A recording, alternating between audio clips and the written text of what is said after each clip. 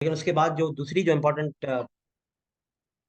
जो चीज है वो है मूवमेंट ऑफ वाटर। ठीक है, movement of water, nutrients, carbohydrates in plant tissues. अब आप एक बात को समझें, ठीक है, कि प्लांट जो है वो वाटर अपटेक करता है सॉइल में से। ठीक है, और उसको जो उसके पार्ट्स जो उसकी हेल्प करते हैं वो हैं प्लांट की रूट्स। तो अब आप देखें, कोई 250-300 फुट का अगर कोई लंबा सा जो है वो ट्री है, चलें 250-300 तो ज्यादा हो गए, 10-12 फुट का अगर कोई दरख्त है, ठीक है, तो देखें जो प्लांट वाटर अपटेक कर रहा है सॉइल में से, वो उसकी रूट से उसकी चोटी तक कैसे पहुंचेगा? तो कुछ ना कुछ तो चीजें होंगी ना जो इसको ले जाएगी। यस आई नो दैट कि भाई जाइलम के थ्रू जाता है, ठीक है। तो जाइलम की जो एक्टिविटी है उसके अंदर भी तो कोई अहम रोल प्ले कर रहा होगा ना, या बस जाइलम ऐसे ही है कि बस एक जो है ना वो पाइप लगाया हुआ है अल्लाह ताला ने प्लांट्स के अंदर, ठीक है। तो ऐसे नहीं है। पोटेशियम की अवेलेबिलिटी के अंदर जो मूवमेंट होता है वाटर का, यानी कि जड़ से जमीन से जो पानी जज़ब करने के बाद पौधे की चोटी तक जो पहुंचने का अमल है वो रिलेटिवली फास्ट होता है, ठीक है, as compare to the absence of potassium. अगर प्लांट को खातिर ख्वाह मिकदार में पोटेशियम नहीं मिलेगा तो मूवमेंट ऑफ वाटर, न्यूट्रिएंट्स की मूवमेंट भी, अब देखिए वाटर जब ऊपर नहीं जाएगा तो न्यूट्रिएंट्स कैसे जाएंगे? वो भी तो जज़ब जो है वो उसने जमीन से करने हैं और पानी की फॉर्म में वो करता है plant, and then it will go eventually up to the tip, आखिरी टिप तक पहुंचना है, ठीक है। आप ये कहें कि भाई ठीक है, पौधे जो हैं वो उनकी जो चोटी है उसको कुछ जरूरत नहीं है, तो ऐसे तो नहीं है। आपकी जो टिप है, हर प्लांट के हर पार्ट को, एक एक पत्ते को जो है वो पानी की जरूरत है। लेकिन जब आप जो फूड है वो, जब वो भी तो देखें, अब टॉप पे बन रहा होता है, वो पत्तों पे बन रहा होता है, वो फिर रूट को कैसे एनर्जी मिलती है? सो ये टू वे है, ठीक है। अल्लाह ताला ने प्लांट का जो सिस्टम बनाया है वो मल्टी अप्रोचेबल है, ठीक है, मल्टी डायमेंशनल है। उसमें ये होता है कि रूट्स जो हैं वो प्लांट्स को वाटर प्रोवाइड करती हैं, एंड प्लांट का जो अबर ग्राउंड जो उसकी जो है वो कैनोपी है वो क्या कर रही होती है। लेकिन यहाँ पर चीजें दो हैं, एक जाइलम है और एक फ्लोएम है। जाइलम क्या करता है? जाइलम ये बात करता है कि वाटर जो है वो रूट से पकड़ता है और प्लांट की पूरी बॉडी में फैला रहा होता है। फ्लोएम क्या करता है? फ्लोएम ये करता है कि,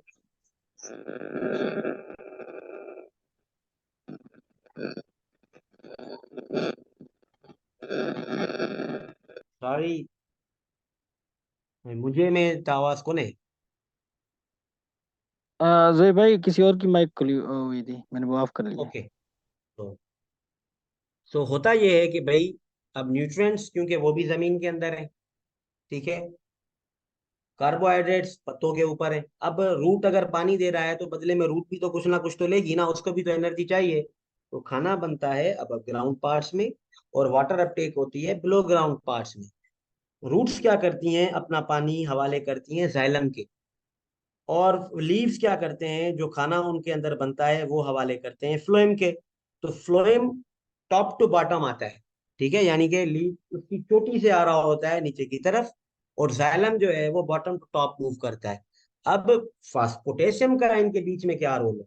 पोटेशियम का इनके बीच में रोल ये है कि उनकी जो मूवमेंट है, ठीक है, जाइलम और फ्लोएम की जो एक्टिविटी है या उनका जो काम करने का तरीका है, उसको क्या करता है पोटेशियम जो है वो बेहतर बनाता है। या फिर उसको हम ये कह सकते हैं कि उनकी जो एफिशिएंसी है उसमें जो है वो पोटेशियम का रोल होता है। एंजाइम्स भी एक्टिवेट करता है, पानी, गिजाई अज्जा और एनर्जी जो प्लांट के टिश्यूज, एक टिश्यू से लेकर दूसरे टिश्यू तक चाहिए होती है, उसकी भी जो है वो मूवमेंट में हेल्प आउट कर रहा होता है आपका पोटेशियम। पोटेशियम का जो सबसे इंपॉर्टेंट फंक्शन, ठीक है, जो कोई और न्यूट्रिएंट एलिमेंट नहीं करता, वो है regulate the opening and closing of the stomata. Plant के लीव्स के ऊपर छोटे छोटे से पोर्स होते हैं, ठीक है, छोटे छोटे से जो है वो सुराख होते हैं, पतले होते हैं। अगर आप उसको मैग्नीफाइंग ग्लास से देखेंगे तो वहां पर आपको जो है वो नजर आएंगे। अब उन छोटे छोटे पोर्स को हम कहते हैं स्टोमेटा, ठीक है, ये स्टोमेटा क्या करते हैं, ये स्टोमेटा दो काम करते हैं। एक तो ये सूरज की रोशनी को अंदर दाखिल करते हैं पौधे के अंदर। ठीक है, जो लीफ के अंदर क्लोरोफिल तो देखिए लीफ के अंदर है, लेकिन अगर आपके जो है वो घर में कोई जो है वो खिड़की ना हो, कोई आपका जो है वो रोशनदान वगैरह ना हो, तो धूप कैसे आएगी आपके घर के अंदर? धूप तो लग रही है आपकी दीवारों को बाहर से, लेकिन अगर कोई एंट्री ही नहीं है रोशनी की, तो धूप नहीं मिलेगी। Same is the case here. तो स्टोमेटा क्या, अगेन बायोलॉजी। मैं आपको यही सजेस्ट करूंगा कि अगर आप लोगों को बायोलॉजी नहीं आती तो आप दोबारा से बायो पढ़ लें, आपको बहुत काम आएगी। तो स्टोमेटा के खुलने और बंद करने का जो अमल है, उसकी जो कमांड है, वो किसको हासिल है? वो पोटेशियम को हासिल है। अब स्टोमेटा इतना कोई आम सा ऑर्गन नहीं है कि बस वो खुल जाएगा तो खुल जाएगा, बंद हो जाएगा तो बंद हो जाएगा। नहीं, आपकी गैसियस एक्सचेंज, ठीक है, आपका रेट ऑफ फोटोसिंथेसिस, आपकी ट्रांसपायरेशन, ये तीनों का तीनों जो अहम प्रोसेसेस हैं आ, आपके प्लांट्स की जो है वो सर्वाइवल के, वो टोटली डिपेंड करते हैं स्टोमेटा पर। प्लांट को जब एग्जॉस्ट हो जाता है, जब उसको जो है वो ज्यादा पानी नहीं मिलता और उसका जो है वो ट्रांसपायरेशन का जो अमल है वो ज्यादा हो जाता है, तो वो फिर क्या कर देगा, अपने स्टोमेटास को बंद कर देता है। तो ये स्टोमेटा की जो ओपनिंग एंड क्लोजिंग है, वो भी किसके हवाले है?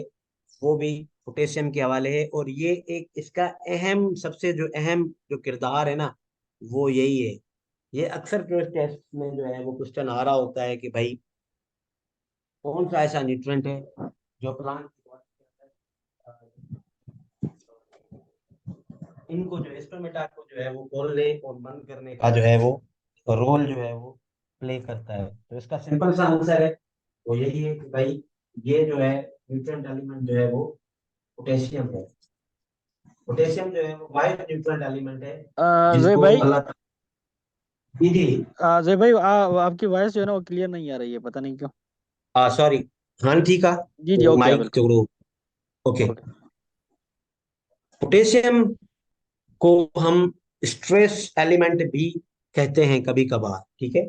ये आमतौर पर जो है वो नहीं पढ़ाया जाता, लेकिन मैंने आपको इसीलिए ही रखा है क्योंकि देखें, मे भी जो है वो क्वेश्चन आपका कहीं से भी आ जाए। तो role in plant responses and tolerance to biotic and abiotic status. Biotic का मतलब ये होता है जो लिविंग स्ट्रेसेस हो, और एबायोटिक का मतलब ये होता है कि जो नॉन लिविंग हो या एनवायरमेंटल हो।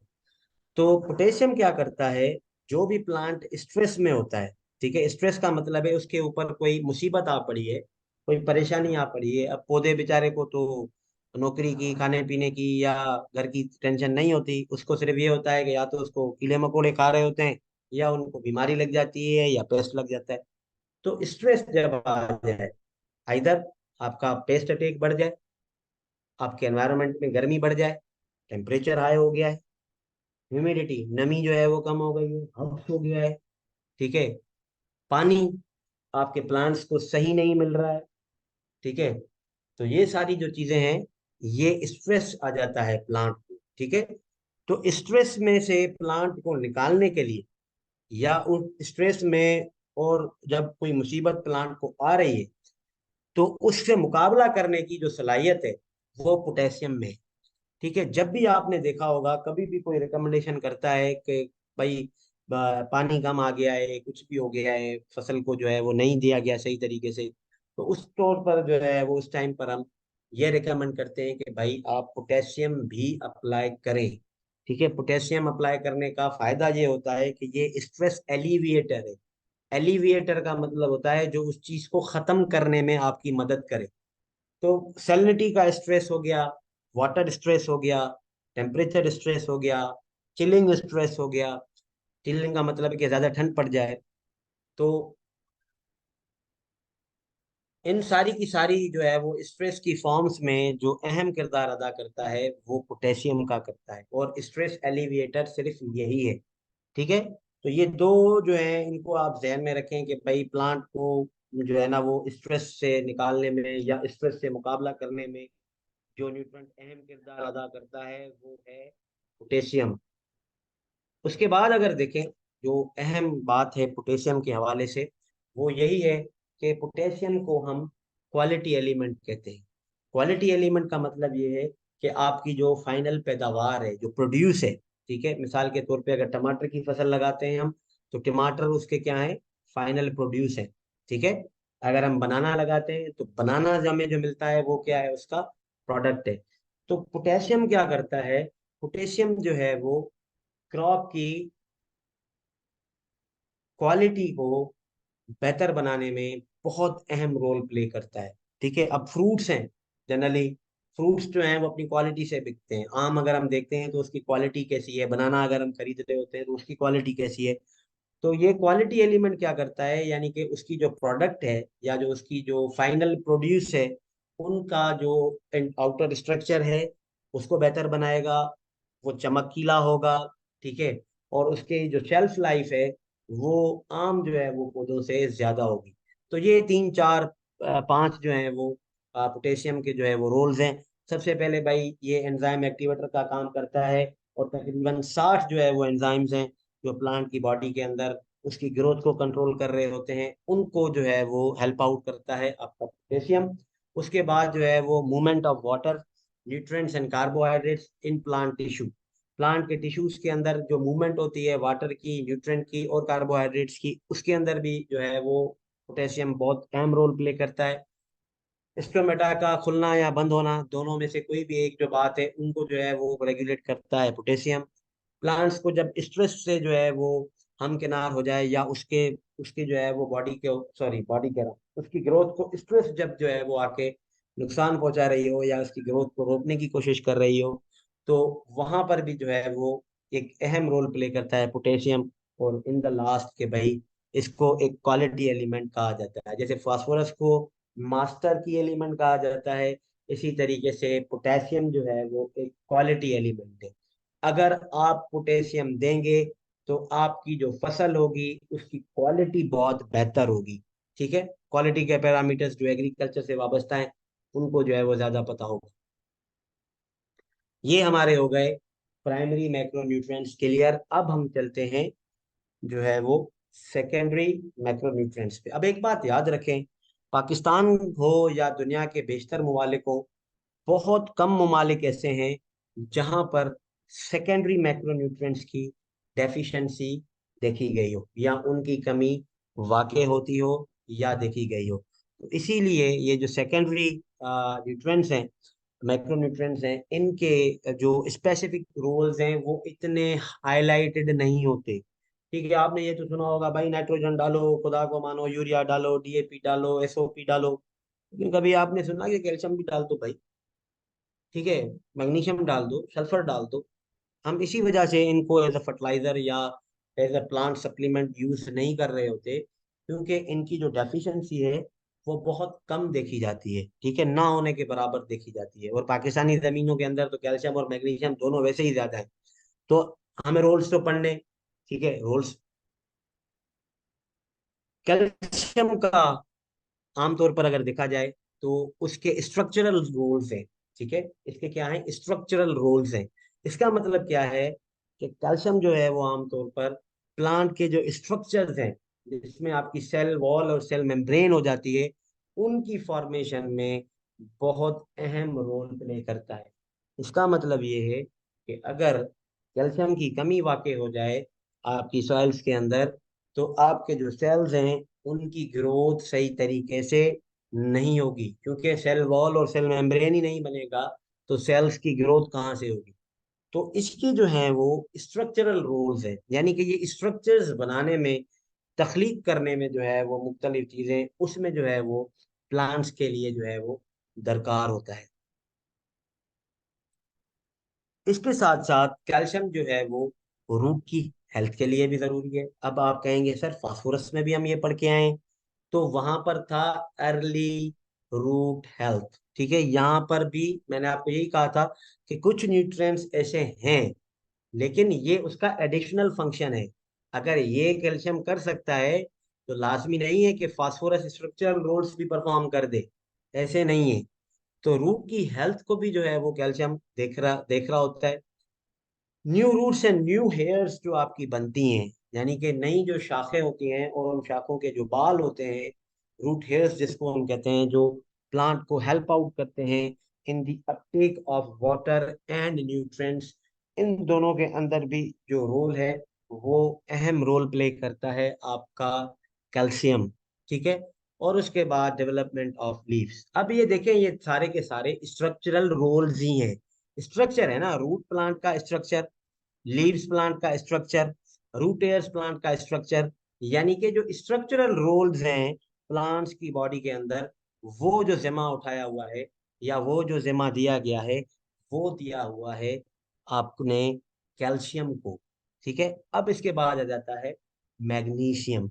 मैग्नीशियम जो है वो सबसे जो अहम रोल है मैग्नीशियम का, ये अहम कंपोनेंट है क्लोरोफिल की प्रोडक्शन में। ठीक है। अगर आप क्लोरोफिल के मॉलिक्यूल को देखें तो क्लोरोफिल के मॉलिक्यूल के अंदर जो सेंट्रल एटम है, यानी कि जो मुख्य जो है वो क्या कहते हैं, इंपॉर्टेंट। ठीक है। जो सबसे ज्यादा इंपॉर्टेंट जो है वो एटम है या कोई चीज है, तो वो है मैग्नीशियम। पीछे हम पढ़ के आए हैं कि भाई क्लोरोफिल की फॉर्मेशन में नाइट्रोजन रोल प्ले करता है। ठीक है। लेकिन सिर्फ नाइट्रोजन से नहीं बनता, नाइट्रोजन का कुछ हिस्सा है उसके अंदर, लेकिन मैग्नीशियम जो है वो सेंट्रल पार्ट है, सेंट्रल एटम है। यानी कि अगर मैग्नीशियम नहीं होगा तो आपका क्लोरोफिल नहीं बनेगा, भले आपके पास कितनी भी नाइट्रोजन और दूसरे जो एलिमेंट्स हैं वो मौजूद हो। तो ये जो है वो एक जो है वो आपको चीज जो है वो बताई गई है कि भाई क्लोरोफिल की फॉर्मेशन के अंदर या क्लोरोफिल की प्रोडक्शन के अंदर मैग्नीशियम जो है उसका बहुत अहम या बहुत इम्पोर्टेंट जो है वो रोल होता है। ठीक है। उसके बाद मैग्नीशियम जो है वो राइबोसोम्स का बिल्डिंग ब्लॉक है। ठीक है। अब राइबोसोम्स क्या है? राइबोसोम्स को हम कहते हैं कि भाई site of protein formation. Cells के अंदर जो प्रोटीन्स हैं वो राइबोसोम्स को बनती हैं, राइबोसोम्स के अंदर बनती हैं। और इसीलिए राइबोसोम्स को प्रोटीन फैक्ट्रीज भी कहा जाता है। ठीक है। तो राइबोसोम्स अगर नहीं होंगे तो सेल्स के अंदर प्रोटीन्स नहीं बनेंगे। और राइबोसोम्स खुद किससे बनते हैं? राइबोसोम्स खुद मैग्नीशियम से बनते हैं। इसका मतलब ये है कि अगर मैग्नीशियम होगा सेल के अंदर तो सेल के अंदर राइबोसोम्स बनेंगे, राइबोसोम्स होंगे, प्रोटीन बनेंगे।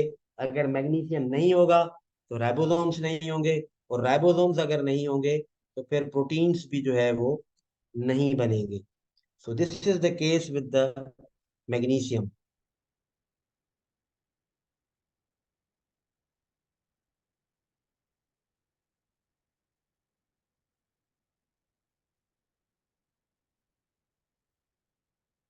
उसके बाद stabilize certain structures of nucleic acids. अब हम न्यूक्लिक एसिड्स की बात कर रहे हैं, न्यूक्लिक एसिड्स का मतलब है डीएनए एंड आरएनए। तो उनके जो मखसूस कुछ स्ट्रक्चर्स हैं उनको स्टेबलाइज करने में या उनको बरकरार रखने में भी मैग्नीशियम जो है वो अपना रोल प्ले कर रहा होता है। नहीं है। ठीक है। If I am if I am not wrong, अगर मैं जो है वो गलत नहीं हूं, तो ये दो अमाइनो एसिड्स हैं। 21 अमाइनो एसिड्स होती हैं पूरे प्लांट के अंदर, उनमें से जो है वो सारे प्रोटीन्स बनते हैं। उनमें से दो जो सबसे ज्यादा अहम है, एक का नाम है सिस्टीन, दूसरी का नाम है मिथायोनीन। उन दोनों का जो स्ट्रक्चरल कंपोनेंट है वो सल्फर है।